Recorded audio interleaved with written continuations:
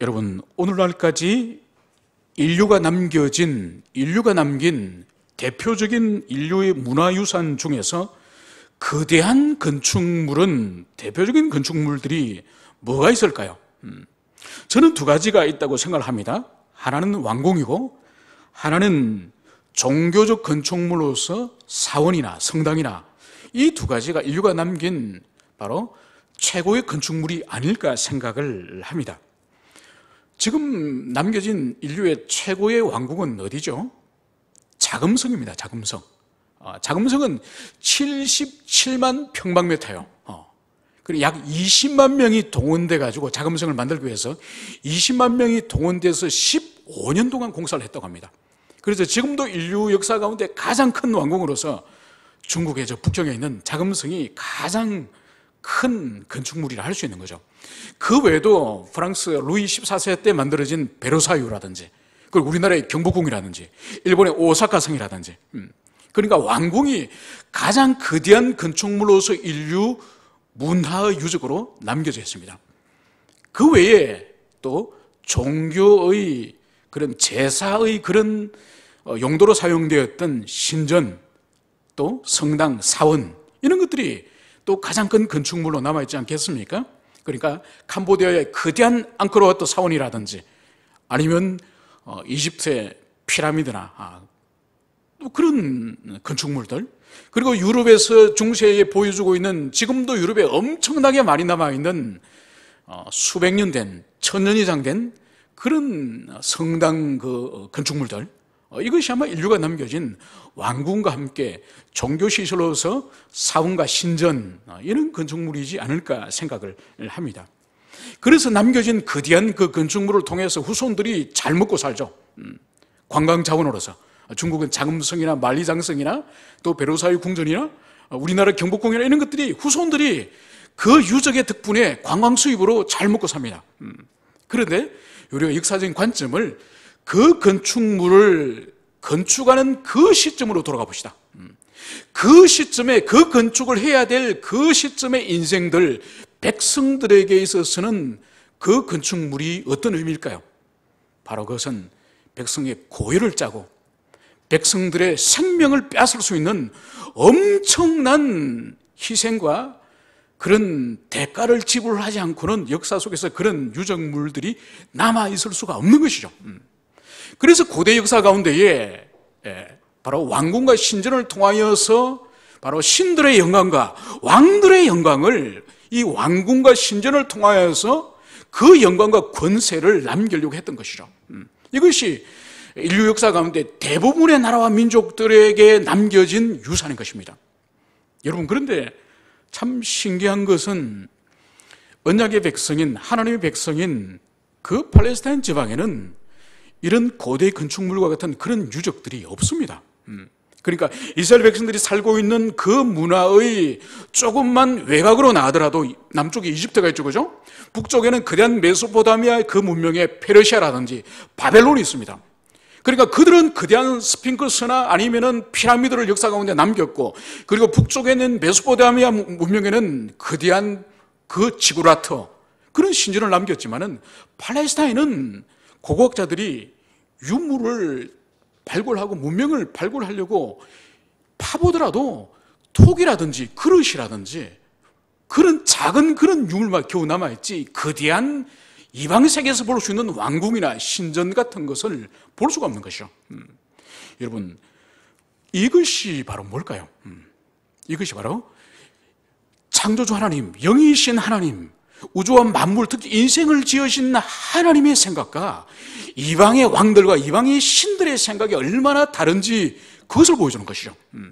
그러니까 하나님의 영광과 하나님의 위엄은 거대한 신전을 통해서 실현되는 것이 아니라는 거죠. 그리고 거대한 왕궁을 지어서 그것을 통하여 왕의 위엄을 드러내는 것은 이방 왕들이 하는 거예요. 그래서 하나님은 영이시기 때문에 그런 형태로서 권세와 영광을 가지시는 하나님이 아니라는 겁니다. 그래서 우리가 지난 시간에도 다윗 왕이 최초로 성전을 지으려고 하나님께 결단을 하지 않습니까? 그때 나단 선지자를 통해서 하나님이 하신 말씀이 뭔가요? 내가 언제 너희들에게 백항목 궁으로 된 그런 집을 이스라엘 어느 지파에게 내가 지어달라고 말한 적이 어디 있느냐? 하나님의 관심은 그런 왕궁이 하나님의 관심이 아니라는 거죠. 그리고 또 우리가 알 수 있는 사도행전 7장에 가면 스데반 집사의 전도 설교 가운데 여호와 하나님에 관한 말씀이 있지 않습니까? 그죠? 지극히 높으신 분은 사람의 손으로 지은 집에 거하지 아니하시나니. 그러니까 수많은 이방의 왕들과 이방의 신들은 왕궁과 신전을 통하여 권세와 영광을 드러내고 거기에 거한다고 생각을 했지만은 스데반의 그 증언을 통하여 크신 하나님, 위대하신 그 하나님은 사람의 손으로 만든 그런 신전에 가시는 분이 아니라는 거죠. 이것을 통하여서 하나님이 이방의 신들과 얼마나 다른지 그것을 주님께서 보여주신 거죠. 그리고 우리가 지난 시간에 살펴봤던 것처럼 솔로몬 왕이 이제 성전의 이제 외부의 공사, 성전의 뼈대를 모두 다 만들고 나서 여호와께서 솔로몬을 찾아오셔서 솔로몬에게 임하시지 않습니까? 그죠? 임하셔서 이제 외부 공사를 모두 끝낸, 성전의 외부 공사를 모두 끝낸 이 솔로몬을 향해서 여호와 하나님께서 무엇을 말씀하셨죠? 여호와 하나님이 큰 감동을 받으셨습니까? 성전을 만드신 것에 대해서 그렇게 감동스러워 하셨나요? 아니죠, 그죠? 그러니까 솔로몬이 1000번제를 아무 목적 없이, 아무런 하나님 앞에 어떤 조건이나 어떤 작정 없이, 아무런 그거 없이 기도했을 때에 1000번제를 주님이 받으시고 나서는 주님이 큰 마음에 감동을 받으셨습니다. 그래서 솔로몬을 향해서 내가 너에게 뭘 줄고 너가 구하라 이렇게 말씀하셨지만은 거대한 성전을 아름답게 외관을 모두 짓고 나서는 하나님께서 솔로몬에게 구하라, 너의 소원이 뭐냐 말씀하지 않으셨습니다. 주님이 찾아오셔 하신 말씀은 의외의 말씀하셨죠, 그죠? 그 의외의 말씀이 뭔가요? 솔로몬, 너는 내 계명을 잘 지켜라, 내 법규를 지켜라, 내 명령을 지켜라. 주님의 말씀은 성전에 대해서 칭찬하시거나 성전을 잘 지었다 못 지었다 이 말씀, 성전에 대해서 한 말씀도 안 하세요. 한 말씀도 안 하시고 솔로몬, 너 내 계명과 내 명령과 내 법규를 잘 지켜라, 이것만 주님 말씀하세요. 여러분 놀랍지 않습니까? 그죠? 결국은 주님께서 당신이 계시하신 그 말씀을 통하여 하나님의 궁극적인 인생을 향하여 관심이 뭐라는 것을 보여주는 거죠. 그리고 심지어 하나님께 예배드리고 모든 백성이 죄 사함을 위해서 성전에 나와서 그 하나님께 제사 드릴 그 장소인 성전을 짓는 그 문제마저도 주님께서는 관심을 보이지 않습니다. 오히려 내가 너희들에게 준 계명, 그 말씀을 너희들이 잘 지키고 순종하라. 여러분, 성전보다 더 주님의 소원은 바로 하나님의 자녀인 하나님의 백성인 우리들이 주님이 주신 이 말씀, 이 성경 이 말씀에 잘 천착하여서 그 말씀이 우리에게 주시는 바가 뭔지 그 말씀에 순종하는 그것이 하나님의 모든 소원 가운데 가장 최고의 소원이라는 거죠. 이것을 명심해야 돼요, 명심. 그러니까 솔로몬의 시대로부터 지금 3000년이 지났지만은 불변하신 그 하나님의 의지는 지금 오늘날도 우리들에게 변함없습니다. 하나님의 최고의 소원은 당신이 주신 이 말씀을 언약의 백성들, 자녀들이 어떻게 하면은 순종하여서, 그래서 하나님과 관계가 연합된 그 관계가 끊어지지 않고 단절되지 않고, 그래서 하나님의 생명과 사랑이 끊임없이 자녀들에게 흘러 들어갈 수 있도록 하는 것이 아버지의 최고의 소원이라는 거죠. 여러분, 이것을 이 솔로몬의 건축 과정 가운데 바로 주님께서 정확하게 그것을 보여주셨습니다. 여러분, 2000년 교회 역사를 우리가 지난 여러 달 동안 보니까 5개월을 우리가 공부를 했더만요. 3월달부터 해가지고 5개월을 공부를 했는데, 여러분, 2000년 교회 역사 가운데 가장 교회의 영광의 시대는 어느 시대라고 생각합니까? 여러분 생각할 때는 2000년 교회 역사 가운데 가장 영광스러운 교회의 시대는 어느 시대였습니까? 그는 바로 카타콤 시대예요. 카타콤 시대. 예배당이 없었던 카타콤 시대. 로마의 공동묘지를 예배당으로 사용하였던 그 카타콤 시대. 그 시대에 가장 많은 순교자와 가장 많은 주님 앞에 헌신하여서 살았던 그런 사람들이 바로 기독교 공인되기 이전, 콘스탄티노에서 공인되기 이전 그 지하의 카타콤 시대가 가장 교회가 영광스러운, 가장 능력 있고 가장 영광스러운 시대가 그 시대였습니다. 그럼 가장 타락한 시대는 언제였죠?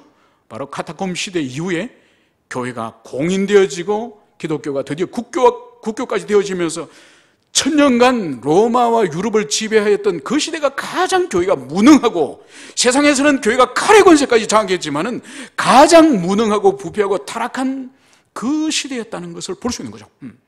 그러니까 하늘로는 그 중세의 그 예배당이 하늘을 치솟고 그 거대한 그런 예배당이 지어졌을 그때가 가장 교회가 타락하고 무능하고 부패한 그런 시대였고, 오히려 예배당이 없었던 지하의 카타콤 시대가 가장 영광스러운 그런 시대라는 것을 교회가 2000년 교회 역사가 보여주는 것이죠. 오늘 저희들이 함께 살필 이 말씀으로 다시 돌아오도록 하겠습니다.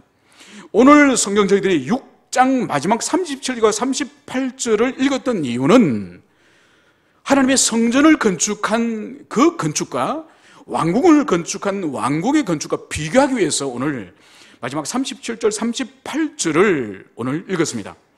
오늘 성전을 시작한 그 시작의 시점이 넷째 해, 이것은 바로 솔로몬이 왕으로 등극한 4년째 되는 해에 시작을 했다는 것이죠. 그리고 11째 해에 바로 성전 건축이 다 끝났다. 그러면서 솔로몬이 7년 동안 성전을 건축하였더라. 그래서 성전을 건축한 기간이 만 7년 한 6개월 정도, 이 기간 동안에 성전을 건축하였습니다. 우리가 지난번에 살펴봤던 것처럼 성전을 건축할 때 동원된 사람이 18만 3,300명. 그러니까 엄청난 수죠, 그죠? 요즘도 18만 정도면은 중소도시 하나 정도 되는 모든 도시의 그 사람들이 다 붙어가지고 그것도 7개월도 아니고 7년을 공사해서 성전을 지었으니까 사실 이건 엄청난 일이죠, 그죠? 고대 국가에서 엄청난 사람들이 동원되어서 이 성전을 건축을 했습니다. 그런데 우리가 오늘 7장 1절을 읽었을 때는 왕궁을 어떤 기간 동안에, 어느 정도 기간 동안에 왕궁을 지었는지 그것을 오늘 기록을 하고 있습니다. 바로 솔로몬이 자기의 왕궁을 13년 동안 건축하여 그 전부를 준공하니라. 여러분, 솔로몬의 왕궁을 공사한 기간은 몇 년이라고요? 13년. 그러니까 성전에 비해서 약 한 2배 가까이, 그죠? 약 2배 가까운 기간 동안에 왕궁 공사가 진행되었다. 이것을 볼 수가 있는 거죠.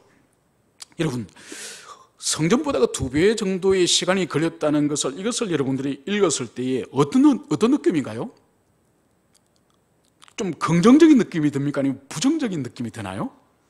좀 부정적인 느낌이 그렇게 들죠. 그럼 왜 2배로, 시간이 약 2배 정도로 소요됐을까요?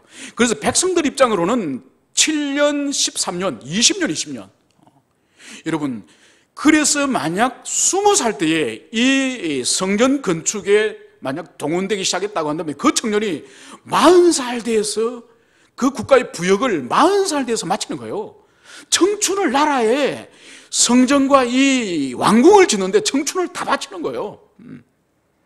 그럼 왜 왕궁을 만드는 데는 2년 가까이 이런 세월이 들었을까? 그것을 우리가 함께 살펴보기를 원합니다. 그것을 첫 번째 우리가 알 수 있는 것이 2절에서 그것을 알 수 있습니다. 우리 2절에서 바로 이 솔로몬의 이 왕궁의 이 크기가 어느 정도인지 우리 2절을 한 목소리로 읽겠습니다. 시작. 그가 레바논 나무로 왕궁을 지었으니 길이가 100규빗이요 너비가 50규빗이요 높이가 30규빗이라. 백항목 기둥이 4줄이요 기둥 위에 백항목 들보가 있으며. 아멘. 네. 자, 봅시다. 이제 우리가 성전의 사이즈도 또 비교를 해야 되지 않겠습니까? 자, 성전의 크기는 6장으로 우리가 갑시다. 6장. 자, 6장 2절을 읽읍시다. 6장 2절. 자, 6장 2절 읽습니다. 시작. 솔로몬 왕이 여호와를 위하여 건축한 성전은 길이가 60규빗이요 너비가 20규빗이요 높이가 30규빗이며 아멘. 자, 신전은 길이가 60규빗인데 왕궁은 100규빗이에요. 그리고 성전은 너비가 20규빗인데 왕궁은 너비가 50규빗이에요. 성전은 높이가 30규빗인데 왕궁도 높이 30규빗. 높이는 똑같습니다. 자, 규모로 볼 때는 왕궁이 커요, 성전이 커요? 왕궁이 훨씬 큽니다. 그죠? 훨씬 큽니다. 첫째는 왕궁의 크기가 훨씬 크다는 것을 우리가 알 수 있고요. 그리고 두 번째로 우리가 생각할 것은 사실 성전을 지을 준비는 이스라엘 백성들이 준비가 되었습니까? 안 된 상태로 시작을 했습니까? 여러분, 성전에 대해서는 사실 솔로몬이 아니라 그의 아버지 다윗이 얼마나 철저하게 준비하였는지 성경은 그분을 분명하게 황금을 몇 달란트를 준비하였고 은을 몇 달란트 준비하였고 또 노새와 새와 또 목재와 돌과 이 모든 것들을 사실 다윗이 성전을 지을 수 있는 모든 준비를 완벽하게 준비를 다 했습니다. 그래서 하나님이 오케이라고 하셨으면 사실 다윗 살았을 때 성전을 다 지을 수 있었습니다. 그런데 주님이 넌 아니다. 그렇게 주님께서 거절하시는 바람에 재료는 모두 준비하였지만은 다윗 때에 건축을 시작을 못한 것이죠. 그러니까 다윗의 준비를 통하여서 솔로몬은 사실 성전을 지을 준비는 모두 다 한 채로 성전 공사를 시작한 거예요. 그런데 왕궁은 보세요. 크기 자체가 성전보다 더 거대한데 사실 왕궁을 지을 준비는 솔로몬이 하지 않았습니다. 그렇다고 한다면 솔로몬 시대에 있어서 왕궁 건축은 어떻게 했을 가능성이 높습니까? 백성의 세금이죠, 세금. 그래서 여러분, 솔로몬 왕이 죽고 나서 그의 아들 르호보암이 왕이 되지 않습니까? 그죠? 그래서 아버지가 죽고 나서 르호보암이 왕이 되고 나서 이제 그 백성들이 르호보암을 찾아가지 않습니까? 찾아가서 요청하는 것이 뭔가요? 당신 아버지 때에는 세금과 또 백성들의 부역이 너무 무거웠습니다. 이제 당신이 새로운 왕이 되셨으니 세금도 깎아주시고 또 백성들을 동원하여서 국가적인 공사를 하는 그 부역도 우리에게 경감시켜 주십시오. 이런 말을 백성들이 하는 거죠. 그죠? 그걸 볼 때는 솔로몬이 왕궁을 짓고 거대한 국고성을 건축하고 이런 국가적인 공사를 할 동안에 많은 세금을 가지고 그 공사를 하였다는 것을 볼 수 있는 것이죠. 그리고 백성들을 그 대규모 토목공사에 많은 사람을 불러내가지고 일을 시켰다는 것을 볼 수 있는 것이죠.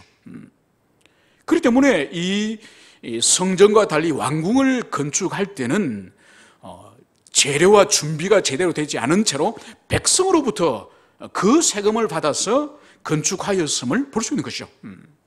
그렇다고 한다면 이 백성들은 사실 20년의 그 긴 세월 동안에 자기 가정을 돌봐야 되고 자기 생업을 돌봐야 되고 자녀를 돌봐야 되고 아내를 돌봐야 되고 그 많은 시간 가운데에 이 백성들이 20년 동안 국가적인 이 토목사업에 뺏겼다고 하는 것은 이거는 큰 사실 어려움인 것이죠.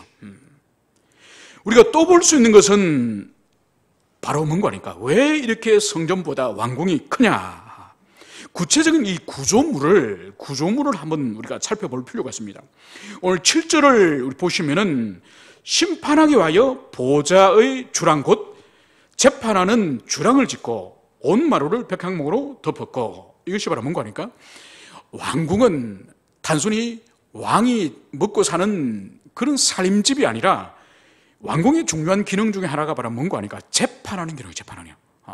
그러니까 왕이 하는 가장 중요한 두 가지의 그 기능을 우리가 확인하라고 한다면은 그것이 바로 뭔가 하니까 평소 나라를 통치하는 것, 지방의 관료를 보내가지고 지방관을 통하여서 지방이 장악되어지고, 그래서 거기로부터 세금을 받아내거나 아니면 국가의 중대한 법률을 그 지방마다가 전파해가지고 그 왕의 통치력을 받아들이는, 그래서 행정관을 통하여서 지방을 장악하여서 직접적으로 통치하는 이 일이 왕에게 중요하겠죠. 또 하나는 평소 중요한 일이 뭘까요? 백성들 사이에 분규가 일어나잖아요.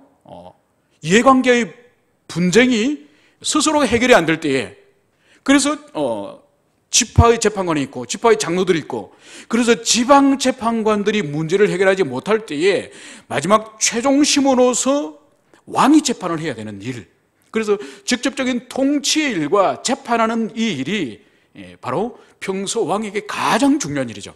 그래서 오늘 여기서 볼 때에 심판하기 위해서 저 재판하는 주랑을 짓고, 주랑이 뭔가 하니까 그러니까 기둥과 지붕이 있는 그런 형태의 구조를 말합니다. 그러니까 여러분들이 경복궁을 가면은 앞에 정문에 건정전이 있고 그 옆으로 기둥만 이렇게 세워져 있는, 지붕이 있고 기둥만 세워져 있는 그걸 볼 수 있죠, 그죠? 그런 형태의 구조물을 말합니다. 그래서 왕궁 안에 그 중간에는 바로 솔로몬 왕의 보좌가 있고, 그리고 양가에는 주랑이 있고, 아마 거기는 신하들이나 정인들이나 그런 백성들이 재판을 하는 것을 보기 위해서 많은 사람들이 거기에 참관했을 수 있겠죠, 그죠? 그런 형태의 주랑이 이 왕궁의 부속 건물로서 있다는 것을 여기서 보여줍니다. 그리고 8절에 보면은 이 왕궁이, 솔로몬이 거처할 왕궁은 주랑 뒤 다른 뜰에 있으니 그 양식이 동일하니 솔로몬이 또 그가 장가든 바로의 딸을 위하여 집을 지었는데 이 주랑과 같더라. 바로 뭔가 하니까 솔로몬의 왕궁에는 솔로몬 자신이 거하는 궁도 있지만은 솔로몬이 이집트의 공주와 결혼했지 않습니까? 그죠? 그 공주를 위해서 또 왕궁을 또 별관을 또 지은 거예요. 그렇기 때문에 이 성전의 공간이 이 왕궁의 공간이 성전의 공간보다 훨씬 더 큰 거죠. 여기서 끝나지 않습니다. 여러분, 솔로몬이 왕이 되고 나서 4년 후에 이 공사를 시작을 했지 않습니까? 4년 후부터 언제까지? 20년 동안. 그러니까 20년 동안 공사가 계속 중간중간에 이어지는 거지 않습니까? 그죠? 그 20년 동안에 솔로몬에게 어떤 일이 일어났을까요? 그것을 우리가 볼 수 있는 것이 11절입니다. 11장입니다. 11장을 우리 가봅시다. 11장. 근데 11장을 가보면 11장 1절부터 이제 이집트의 파라오의 공주와 결혼하여서 20년 동안 솔로몬이 행복하게 그 여자와 잘 살았는지 그걸 볼까요? 11장 1절부터 8절까지 좀 내용이 깁니다만은 이 20년 왕궁 공사 기간 동안에 솔로몬의 사생활에 관해서 11장 1절부터 8절까지 읽습니다. 시작. 솔로몬 왕이 바로의 딸 외에 이방의 많은 여인을 사랑하였으니 곧 모압과 암몬과 에돔과 시돈과 헷 여인이라. 여호와께서 일찍이 이 여러 백성에 대하여 이스라엘 자손에게 말씀하시기를 너희는 그들과 서로 통혼하지 말며 그들도 너희와 서로 통혼하게 하지 말라. 그들이 반드시 너희의 마음을 돌려 그들의 신들을 따르게 하리라 하셨으나 솔로몬이 그들을 사랑하였더라. 왕은 후궁이 700명이요 첩이 300명이라. 그의 여인들이 왕의 마음을 돌아서게 하였더라. 솔로몬의 나이가 많을 때에 그의 여인들이 그의 마음을 돌려 다른 신들을 따르게 하였으므로 왕의 마음이 그 아버지 다윗의 마음과 같이 아니하였으며 그의 하나님 여호와 앞에 온전하지 못하였으니 이는 시돈 사람의 여신 아스타롯을 따르고 암몬 사람의 가정한 밀곰을 따름이라. 솔로몬이 여호와의 눈앞에서 악을 행하여 그의 아버지 다윗이 여호와를 온전히 따름같이 따르지 아니하고 모압의 가정한 그모스를 위하여 예루살렘 앞 산당을 지었고 또 암몬 자손의 가정한 몰록을 위하여 그와 같이 하였으며 그가 또 그의 이방 여인을 위하여 그와 같이 한지라. 그들이 자기의 신들에게 분향하며 제사하였더라. 아멘. 네, 솔로몬의 왕궁이 커질 수밖에 없는 20년 공사 기간 동안에 계속적으로 공사를 할 수밖에 없는, 공사를 멈출 수 없는 이유를 여기서 보여주는 거죠. 그래서 오늘 이 7장에서는 7장 8절에서는 솔로몬이 이집트 파라오의 딸을 위해서 왕궁을 건설하였다는 이 이야기만 7장에 나오지만은 오늘 11장에서 볼 때는 그 이집트 파라오 공주 외에도 수많은 후궁과 처첩이 있었다는 것을 여기서 보여주는 거죠. 그러니까 1,000명이나 되는, 1,000명이나 되는 그 여인을 그 왕궁에 함께 살려고 하니 왕궁을 얼마나 계속적으로 공사가 계속되어야 되겠습니까? 그러니까 그 여인들이 거할 그 왕궁뿐만 아니라 오늘 성경을 볼 때에 또 다른 공간이, 다른 장소가 무엇이 더 필요한 것 같습니까? 바로 1000명의 그 여인들이 가지고 온 그 땅의 우상들, 그 땅의 우상을 섬긴 신전을, 이런 것을 솔로몬이 계속적으로 백성들의 노동을 통하여서, 착취를 통하여서 이방 여인들이 가지고 온 그 우상과 신전까지 만드는 그 일이 계속되었음을, 그것을 여기서 보여주고 있습니다.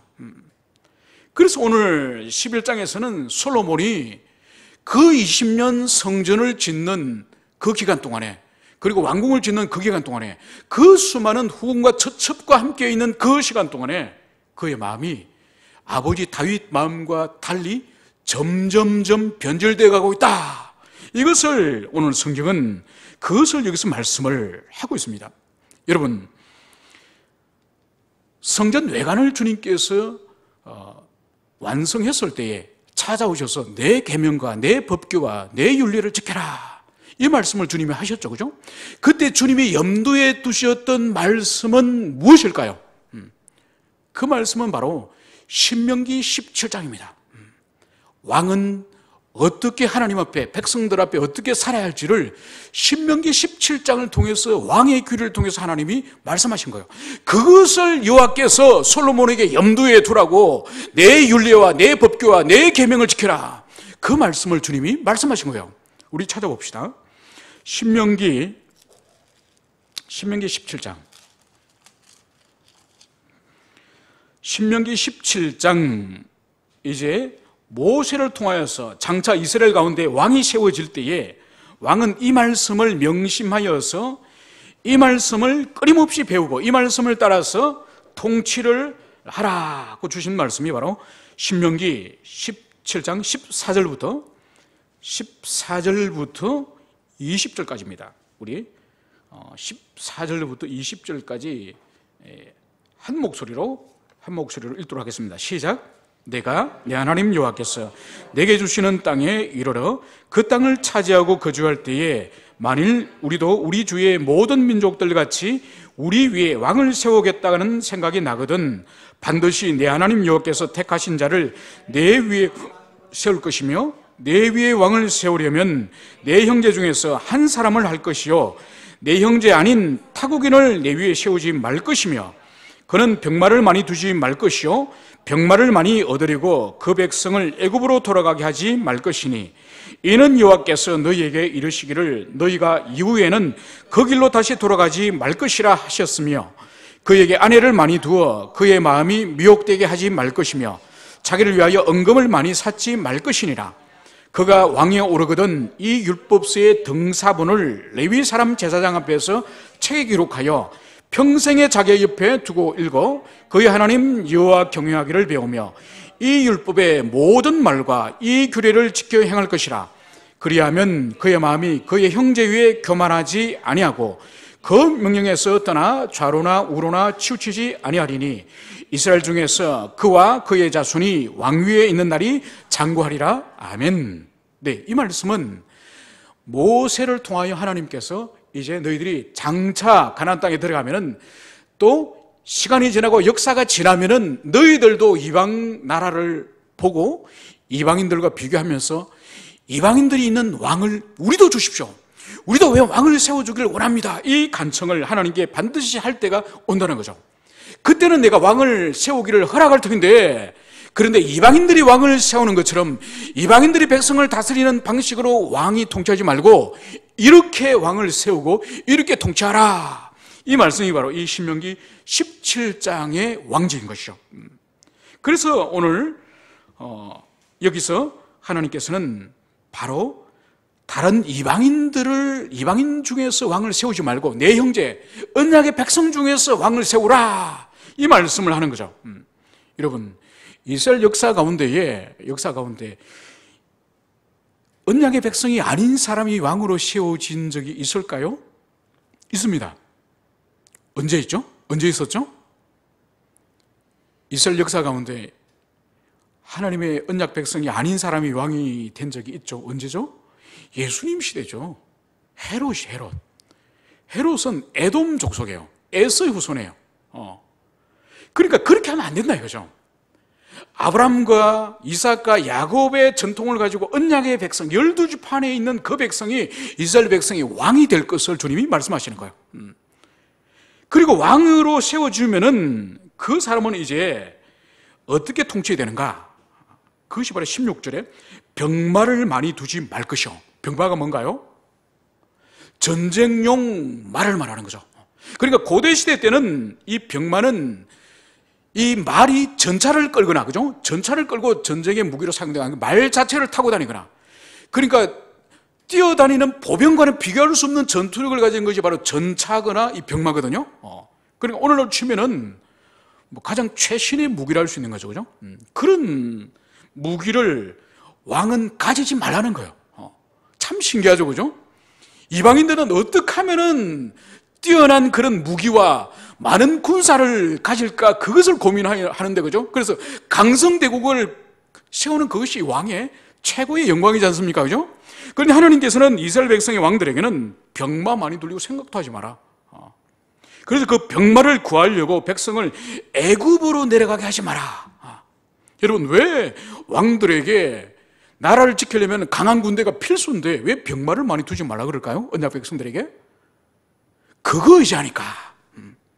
많은 병마를 가지고 있으면 그거 의지해서 하나님 의지하지 않으니까 오히려 병마를 의지하지 말고 하나님 의지하도록 하기 위해서 병마를 많은 군사력을 두지 말라, 이 말씀을 하시는 거죠. 두 번째로 주님이 또 금지하는 것이 바로 뭔가요? 아내를 많이 두지 마라. 왕은 부인을 많이 두지 말라는 이유가 바로 뭐죠? 17절에 아내를 많이 두어 그의 마음이 미혹되게 하지 말 것이며. 여러분, 아내를 많이 두어서 아내를 통하여서 왕의 마음이 미혹된다는 거죠. 여러분, 왕을 신하들이 정말 충성스러운 신하, 정말 지혜로운 신하, 그 신하들이 정말 언변이 좋고 설득력이 뛰어난 그 신하가 왕의 마음을 움직이기 쉬울까요? 왕의 사랑을 듬뿍 받고 있는 후궁이 왕의 마음을 움직이기 쉬울까요? 말할 필요가 없는 거죠, 그죠? 아무리 충신이고 아무리 능력이 있는 왕이라 할지라도 그 치마폭을 이기지는 못해요. 이불 밑을 이기지는 못해요. 그래서 하나님은 그것을 정확히 알기 때문에 아내를 많이 두지 말라는 거예요. 마음을 빼앗기고 마음이 변질되기가 너무 여인을 통해서 쉽기 때문에 주님께서는 아내를 많이 두지 마라. 그리고 세 번째로 주님이 금지하는 것이 바로 뭐죠? 자기를 위하여 은금을 많이 샀지 말 것이요. 여러분, 은금을 많이 샀게 될 경우에 왕에게 어떤 일이 있을까요? 그 은금을 의지하죠, 그죠? 은금만 많이 있으면은 군사력도 돈 주고 용병을 사옵니다. 그죠? 사옵니다. 그리고 거대한 도시도 그 은금의 힘으로, 황금의 힘으로 도시도 만들 수 있습니다. 그리고 양식이 흉년이 되면은 양식이 떨어지면 그 은금을 가지고 외국에서 미리고 보리고 수입할 수 있습니다. 그러면은 이 왕이나 백성들은 은금만 많으면 하나님께 기도할 필요도 없고 하나님께 간절히 구할 필요도 없습니다. 은금이 다 해결해 주니까. 그래서 주님은 아내와 은금과 이 병마를 많이 두지 말라, 이 말씀을 주님이 하신 거죠. 자, 그러면 다시 우리가 열왕기로 돌아와서 이 솔로몬의 모습을 우리가 잠깐 한번 보기를 원합니다. 자, 이 솔로몬이 하나님께로부터 받은 축복을 우리가 잠깐 보도록 하겠습니다. 우리가 10장 23절 23절부터 29절 마지막 절까지를 우리가 같이 읽도록 하겠습니다. 10장 23절부터 29절까지 찾으셨으면 읽습니다. 시작. 솔로몬 왕의 재산과 지혜가 세상의 그 어느 왕보다 큰지라. 온 세상 사람들이 다 하나님께서 솔로몬의 마음에 주신 지혜를 들으며 그의 얼굴 보기를 원하여 그들이 각기 예물을 가지고 왔으니 곧 은그릇과 금그릇과 의복과 가복과 향품과 말과 노새라 해마다 그리하였더라. 솔로몬이 병거와 마병을 모으매 병거가 1,400개요. 마병이 12,000명이라 병거성에도 두고 예루살렘 왕에게도 두었으며 왕이 예루살렘에서 은을 돌같이 흔하게 하고 백항목을 평지 뽕나무같이 많게 하였더라. 솔로몬의 말들은 애굽에서 들여왔으니 왕의 상인들이 값주고 산 것이며 애굽에서 들어온 병거는 한 대에 은 600세겔이요 말은 한 필에 150세겔이라. 이와 같이 헷 사람의 모든 왕과 아람 왕들에게 그것을 되팔기도 하였더라. 아멘. 자, 여러분, 잠시 전에 저희들이 신명기 17장에서 장차 이스라엘 백성의 왕이 세워질 경우에 그 왕은 삼가하여서 이렇게 나라를 다스리라, 이 말씀을 하나님께서 모세에게 주셨습니다. 자, 이제 이스라엘 왕이 되었던 이 솔로몬의 이 통치 가운데에 오늘 그의 지혜와 그의 재산과 그의 국가 경영을 오늘 우리가 잠시 읽었습니다. 자, 어떤 차이가 납니까? 어떤 차이가 나죠?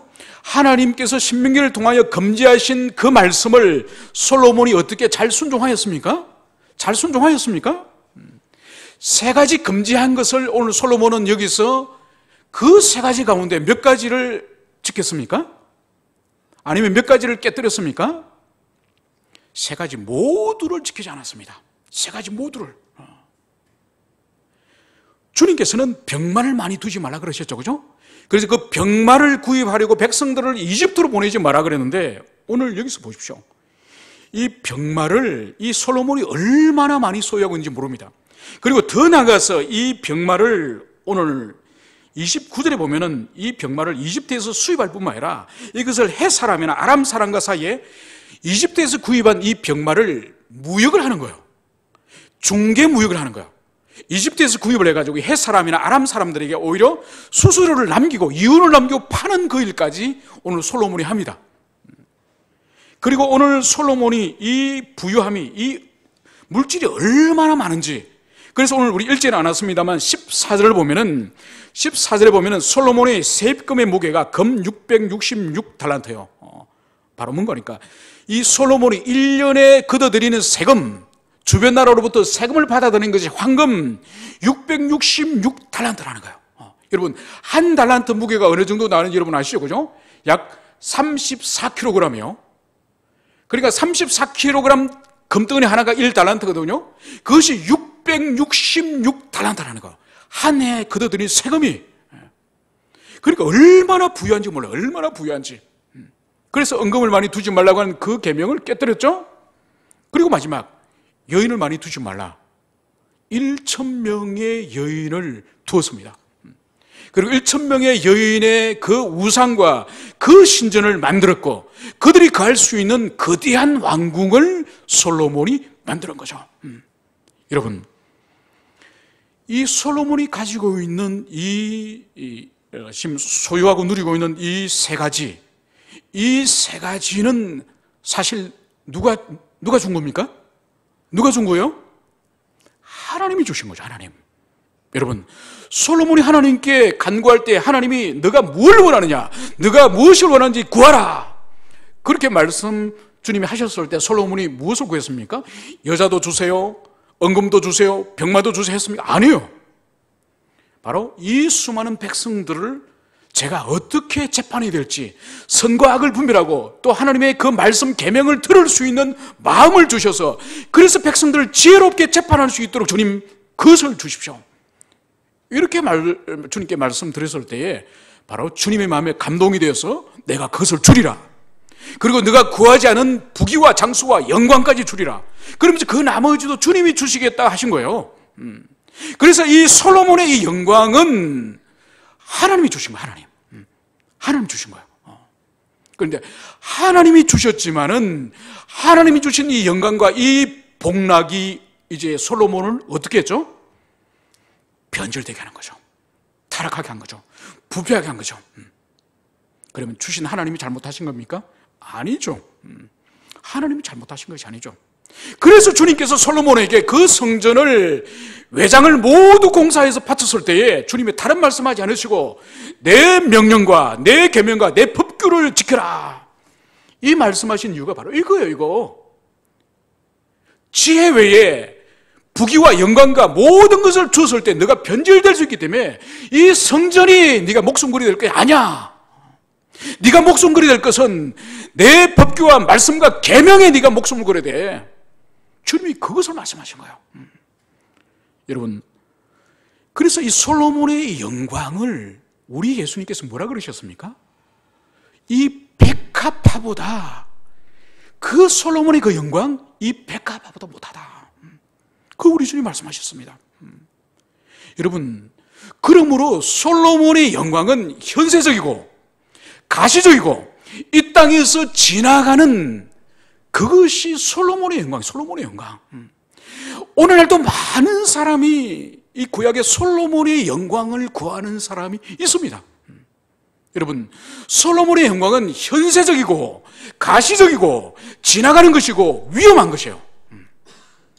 그 솔로몬의 영광이 자신의 신앙과 하나님을 경외하고 하나님을 사랑하는 그 경건 아래에 그 솔로몬의 영광이 있지 않으면은 그 솔로몬의 영광 때문에 나라를 망치고 집안을 망치고 개인을 망치는 것이 솔로몬의 영광이에요.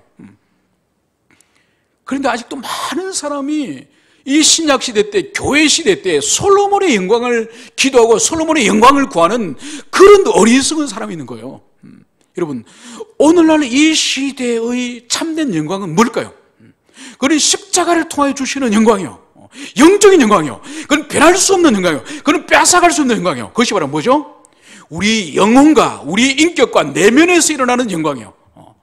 그것이 바로 그리스도 예수 십자가의 그 죽음에 대한 깊은 깨달음 각성을 통하여 주님과 우리가 연합되어져 있을 때에 그분의 사랑과 생명이 우리 역사가 우리 인격과 영혼 가운데 끊임없이 역사할 때에 그 영광이 어떻게 드러나냐? 바로 주님 닮아가는 거예요. 우리 영혼과 우리 성품과 우리 인격이 주님 닮아가는 거룩한 그 우리 내면, 그거는 절대로 변질되는 것이 아니에요. 그건 누가 뺏어갈 수 있는 것도 아니에요. 솔로몬의 영광은 오히려 솔로몬을 타락해 하고 솔로몬을 변질하게 하고 그 나라를 장래적으로는 망하게 하지만은 우리가 죄와 싸우고 우리가 끊임없이 우리 자아를 깨뜨리며 하나님을 닮아가고 그리스도를 닮아갈 때는 그것은 참다운 영광이에요. 누구도 빼앗아갈 수 없어요. 그는. 그러므로 이 땅에서 우리가 참으로 구해야 될 영광, 이 신약 시대 때 구해야 될 그 영광, 영혼의 본질적인 깊은 변화를 통하여서 우리 인격과 우리 내면의 성령의 열매를 맺는 그 영광을 우리가 구했으면 좋겠습니다. 우리 주님에게 모든 성도들이 그 참된 영광, 아무도 빼앗아갈 수 없는 그 영광을 구하는 우리 모두가 될 수 있도록 우리 모두 기도하겠습니다. 함께 기도합시다.